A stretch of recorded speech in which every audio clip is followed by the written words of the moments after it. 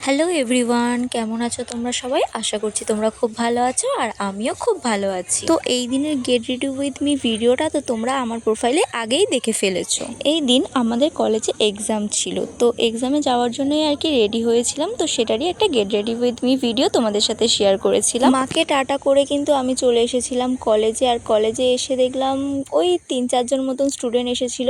আর আমি না এক্সামের দিনগুলোতে যতটা সম্ভব চেষ্টা করি তাড়াতাড়ি আসার। তারপরে কিছুক্ষণ না যেতে যেতেই দেখো পুরো ক্লাসরুম ভরে গিয়েছে, সবাই চলে এসেছিল প্রায়। আর আমরা তো খুব টেনশনে ছিলাম যে আমাদের এক্সাম কেমন হবে সেই নিয়েই আর কি কথা বলছিলাম। তো এখন আমাদের এক্সাম কমপ্লিট হয়ে গিয়েছে, আর মুখের এক্সপ্রেশন দেখে বুঝতেই পারছো আমাদের এক্সাম খুব ভালো হয়েছে। রাস্তায় একটা ফুল গাছ দেখেছিলাম, আর ফুলটা বেশ ভালো লাগলো বলে একটা ছিঁড়ে নিয়েছিলাম।